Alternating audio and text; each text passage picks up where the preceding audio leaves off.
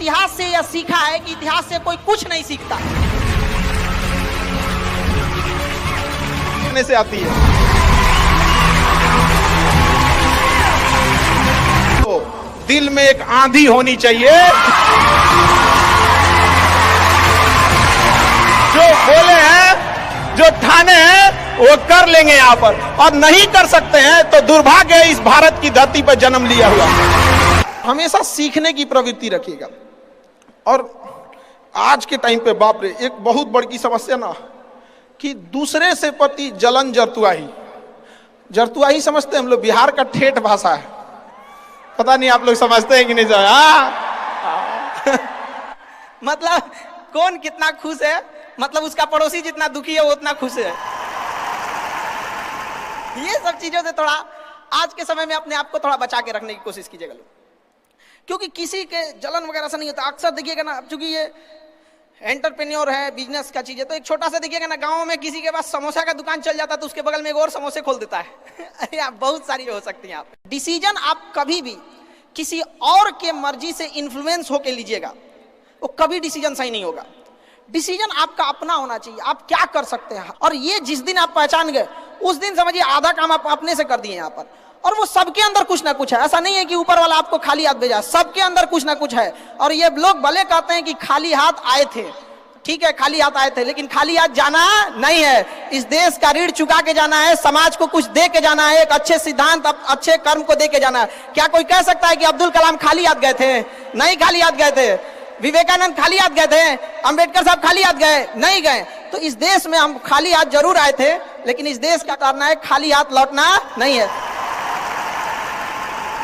कुछ सिद्धांत अपने साथ है, कुछ अपने पीछे कुछ यादें छोड़ के जाना है, जिससे कि दुनिया याद कर सके हम लोग को। और हमेशा चीजों में ना अपनी ईमानदारी करिएगा। आप कितना ईमानदारी से काम करते हैं, कितना लगन से काम करते हैं, सफलता इसी चीज पे डिपेंड करती है। ऐसे चीजें कि भाई ये करना चाहिए, बस आप कितना समय दिए हैं किसी चीज को, कितनी ईमानदारी से किए हैं, ये मायने रखता है आपको। आप किसी चीज को समय नहीं दीजिएगा, कभी सफल नहीं हो सकते। और एंटरप्रेन्योर और बिजनेस इस सब के चीजों में एक चीज बहुत बड़ी डिलेमा होती है ना, कि सोचते बड़ी ज्यादा हैं लोग, प्लानिंग बहुत करते हैं। 6 महीना से उसका प्लानिंग चल रहा है। अरे भाई 6 महीना में कमवा शुरू किए रहते तो कुछ एक्सपीरियंस हो गया रहता, कुछ ठोकरें लगी होती। शुरू कर दो, चाहे जैसे करना है। यहाँ पर ऐसा थोड़ी हो सकता है कि एकदम फिनिश होकर काम करे। हर चीज, जमीन से कभी पेड़ नहीं निकलता, पौधा ही निकलेगा।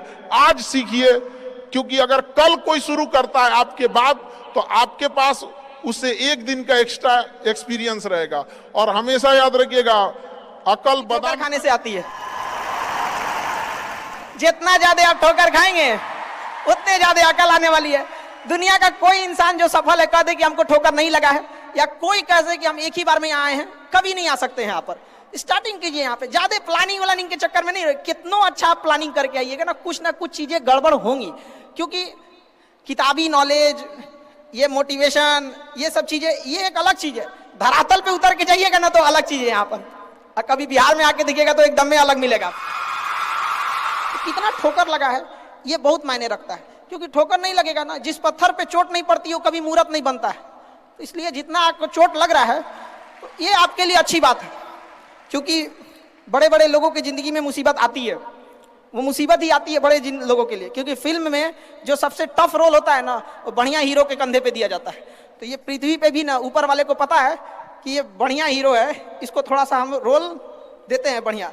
तो बड़ी जिम्मेदारी देने से पहले ऊपर वाला भी ना आपको टेस्ट करता है, टेस्ट करके ही देखेगा कि नहीं करेगा।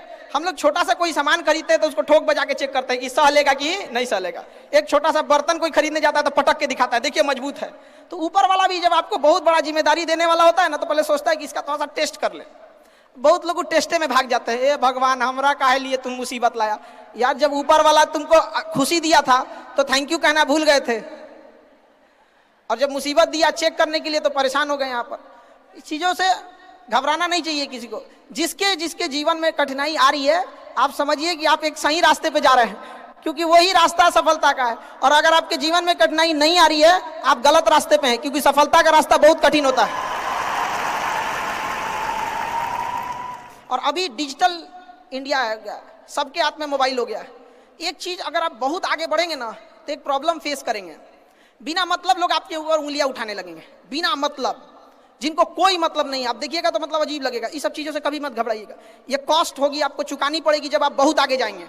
तो आप लोग बहुत आगे जाएंगे तो पहले से माइंड में कब करके रखिएगा। कुछ लोग होंगे जो बिना मतलब आपसे सवाल पूछेंगे, इन लोग को कभी इंटरटेन मत कीजिएगा, क्योंकि अब भाषा थोड़ी हार्ड हो जाएगी, लेकिन एक हार्ड हो जाएगा तो हो जाएगा।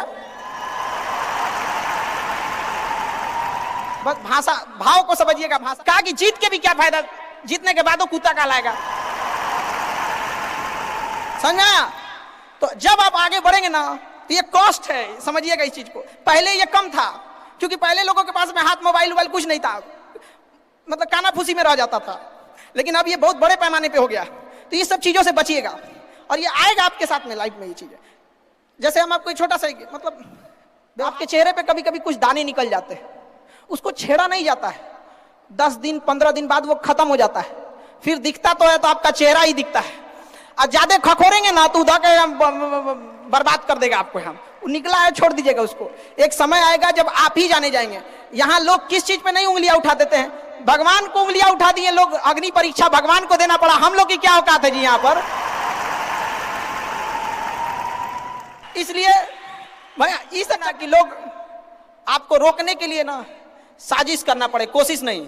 उस लेवल पे जाइए आपको, यार ये कैसे आगे निकल गए। यहाँ पर आएंगी चीजों को हम लोग भी फेस किए हैं, आप लोग भी फेस करना होगा। यहाँ पे शुरुआत में सबको कॉस्ट चुकानी पड़ती है। और ना लोग कहते हैं कि सबके अंदर कोई यूनिक क्वालिटी होती है। इसको पहचानने का एक तरीका होता है। जब आप मुसीबत में फंसेंगे ना तो वही काम कीजिएगा जो आपको सबसे अच्छा आता है, सबसे अच्छा आता है। आप मुसीबत में फंसेंगे। हम लोग जब इंटर पास किए थे तो हम लोग के सामने फाइनेंशियल क्राइसिस आया था। सबसे पहले वेल्डिंग मारना चालू किया था आदमी की, बिना किसी काम का किसी दुकान पे बैठ के वेल्डिंग मारते रहो। अरे सही भी मारते थे तो 4 को चीज सुना देता था, यार ऐसे नहीं ऐसे होता है, क्या बात करते हैं। बढ़िया मारते थे और वही सुन लेता था आदमी यहाँ पे।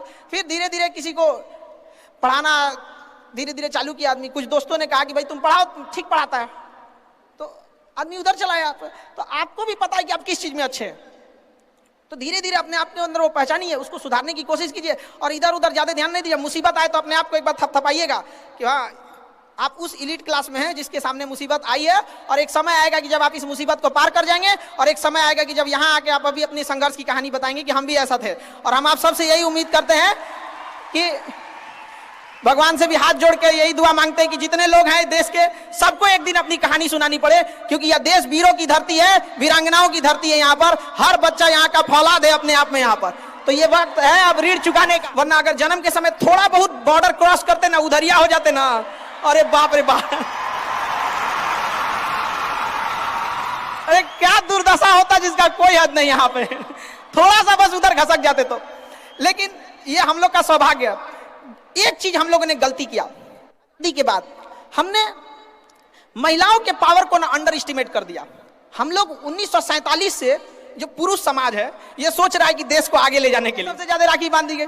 अब मतलब अभी सोचते हैं कि अगली बार, अभी इस बार 7,500 राखी बांधी गई थी, 7,500। हर साल रक्षाबंधन के बाद, पहले ही रक्षाबंधन से पहले हमको एक डॉक्टर अपॉइंट करके रखना पड़ता है कि सर मेरा ना ब्लड रुक जाएगा, इतना राखी बांधी जाती है। तो आप एकदम ना स्टैंड बाई पे रेडी रहिएगा वहां पे। इतना राखी बांधने के बाद एक आदमी आता है मेरा हाथ उठाने वाला, वो हाथ लेके चलता है, हम ऐसे चलते रहते हैं। नहीं पड़िएगा आप, जो है वो एकदम परफेक्ट है। चाहे जैसे याद रखिएगा, देखिए जैसे बड़ी कंपनी, याद रखिएगा बड़ी कंपनी कस्टमर तक डायरेक्ट नहीं पहुंचती है, बीच में एक डिस्ट्रीब्यूटर रखती है, डायरेक्ट कस्टमर को सामान नहीं बेचती है। अगर किसी बिस्किट कंपनी को तो सोचिएगा बिस्किट डायरेक्ट नहीं देगी, बीच में क्या रखती है, डिस्ट्रीब्यूटर रखती है। उसी तरह ऊपर वाला भी ना सबको हाथ में डायरेक्ट पैसा नहीं देता है, बीच में एक डिस्ट्रीब्यूटर रखता है। हो सकता है आप एंटरप्रेन्योर वही डिस्ट्रीब्यूटर है, आपके माध्यम से गरीबों का चूल्हा जलता है, आप मत मारिएगा। आप प्लीज उन गरीबों का हक मत मारिएगा, नहीं तो बड़ी कंपनी को दिख जाता है कि ये डिस्ट्रीब्यूटर ठीक नहीं है तो उस डिस्ट्रीब्यूटर को चेंज कर देता है। अगर गरीबों का हक मारेंगे और ऊपर वाले को नजर पड़ गया कि ये डिस्ट्रीब्यूटर ठीक नहीं है तो साइड कर देगा, और फिर कहेंगे कि अब हमारा बिजनेस चौपट हो गया। अरे बाबू तुम खुद चौपट किया अपना।